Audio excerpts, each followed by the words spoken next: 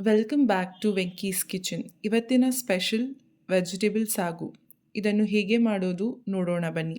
ಇದಕ್ಕೆ ಬೇಕಾಗುವ ಸಾಮಗ್ರಿಗಳು: 1/4 kg ಬೀನ್ಸ್ನ ನಾನು ತೊಳೆದು ಕಟ್ ಮಾಡಿ ಇಟ್ಕೊಂಡಿದ್ದೀನಿ, 2 ಗೆಡ್ಡೆಕೋಸು, 2 ಕ್ಯಾರೆಟ್, 100 ಗ್ರಾಮ್ ಹಸಿ ಬಟಾಣಿ ಅಥವಾ ಒಣ ಬಟಾಣಿ ಇದ್ದಲ್ಲಿ ಒಂದು 4ರಿಂದ 5 ಅವರ್ ನೆನೆಸಿಟ್ಕೊಬೇಕು, 2 ಆಲೂಗೆಡ್ಡೆ, 1 ಟೇಬಲ್ ಸ್ಪೂನ್ ಅಷ್ಟು ಉಪ್ಪು, ಅರ್ಧ ಚಮಚ ಅರಿಶಿನದ ಪುಡಿ,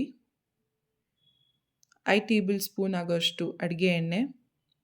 ಮಸಾಲ ಐಟಮ್ಸ್ಗೆ ಏನು ಬೇಕು ಅಂದರೆ 1 ಹಿಡಿ ಆಗೋಷ್ಟು ಕೊತ್ತಂಬರಿ, 1 ದೊಡ್ಡ ಈರುಳ್ಳಿ, 6 ಹಸಿಮೆಣಸಿನ್ಕಾಯಿ, 10 ಕಾಳುಮೆಣಸು, 2 ಲವಂಗ, 2 ಇಂಚು ಆಗೋಷ್ಟು ಚಕ್ಕೆ, 2 ಇಂಚು ಶುಂಠಿ, 1 ಚಿಕ್ಕ ಗೆಡ್ಡೆ ಬೆಳ್ಳುಳ್ಳಿ, 1 ದೊಡ್ಡ ಟೇಬಲ್ ಸ್ಪೂನ್ ಆಗೋಷ್ಟು ಹುರ್ಗಡ್ಲೆ, ಅರ್ಧ ಕಪ್ಪಷ್ಟು ತೆಂಗಿನಕಾಯಿ ತುರಿ, 2 ಪಲಾವ್ ಎಲೆ. ಮೊದಲು ನಾನು ಕುಕ್ಕರ್ಗೆ ಅರ್ಧ ಲೋಟ ನೀರು ಸೇರಿಸ್ಕೊಂಡು ಕಟ್ ಮಾಡ್ಕೊಂಡಿರೋ ಬೀನ್ಸ್, ಕ್ಯಾರೆಟ್, ಗೆಡ್ಡೆಕೋಸು, ಆಲೂಗಡ್ಡೆ, ಬಟಾಣಿ ಸೇರಿಸ್ಕೊಂಡು ಇದಕ್ಕೇ ನಾನು ಉಪ್ಪು ಎಲ್ಲ ಸೇರಿಸ್ಕೊತಾ ಇದ್ದೀನಿ. ಅರಿಶಿನ ಮತ್ತು ಉಪ್ಪು ಸೇರಿಸಿ 1 ವಿಷಲ್ ತೊಗೊಬೇಕು. ಯಾಕೆಂದರೆ 2 ವಿಷಲ್ ಬೇಯಿಸಿದ್ರೆ ತುಂಬ ಮೆತು ಆಗೋಗುತ್ತೆ. ಸೊ 1 ವಿಷಲ್ ಸಾಕು. ನೆಕ್ಸ್ಟು ಮಸಾಲಾಗೆ ಮಿಕ್ಸಿಗೆ ತೆಂಗಿನಕಾಯಿ ತುರಿ, ಕೊತ್ತಂಬರಿ ಸೊಪ್ಪು, ಈರುಳ್ಳಿ, ಹಸಿಮೆಣಸಿನ್ಕಾಯಿ, ಕಾಳುಮೆಣಸು, ಚಕ್ಕೆ, ಶುಂಠಿ, ಬೆಳ್ಳುಳ್ಳಿ ಮತ್ತು ಹುರ್ಗಡ್ಲೆ ಇದನ್ನು ಸೇರಿಸ್ಕೊಂಡು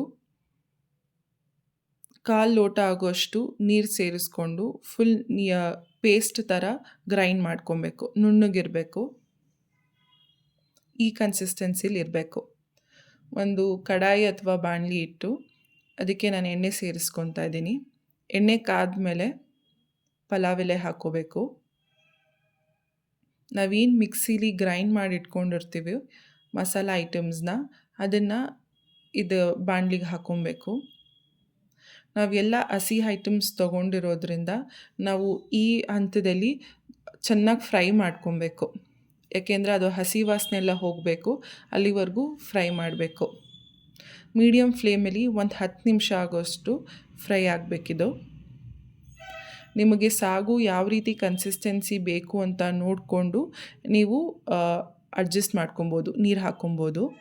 ನಾನಿಲ್ಲಿ ಸ್ವಲ್ಪ ತಿಕ್ಕಾಗಿರೋದ್ರಿಂದ ಅರ್ಧ ಲೋಟ ನೀರನ್ನ ಸೇರಿಸ್ತಾ ಇದ್ದೀನಿ. ಮಿಕ್ಸಿಗೆ ಸೇರಿಸ್ಕೊಂಡು ಇದಕ್ಕೆ ಹಾಕ್ಕೊತಾ ಇದ್ದೀನಿ.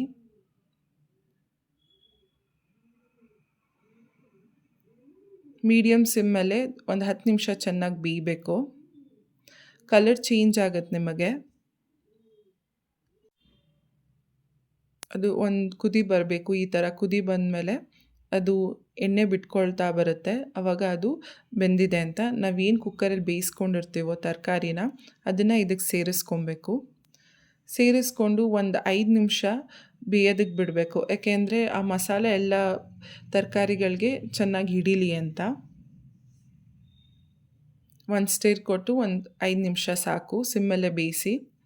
ಇದು ನೀರು ದೋಸೆ, ಚಪಾತಿ, ದೋಸೆ, ಇಡ್ಲಿ, ಪೂರಿ ಎಲ್ಲದಕ್ಕೂ ತುಂಬ ಒಳ್ಳೆ ಕಾಂಬಿನೇಷನ್ನು. ಹೇಗಿದೆ ಅಂತ ಟ್ರೈ ಮಾಡಿ ಹೇಳಿ. ಬೇಗ ಆಗುತ್ತೆ ಕ್ವಿಕ್ಕಾಗಿ, ಈರುಳ್ಳಿ ಬೆಳ್ಳುಳ್ಳಿ ಎಲ್ಲ ಬಿಡಿಸಿಟ್ಕೊಂಡಿದ್ರೆ. ನಿಮಗೆ ಇಷ್ಟವಾದಲ್ಲಿ ಲೈಕ್, ಕಮೆಂಟ್, ಶೇರ್ ಮುಖಾಂತರ ತಿಳಿಸಿ. Thank you for watching.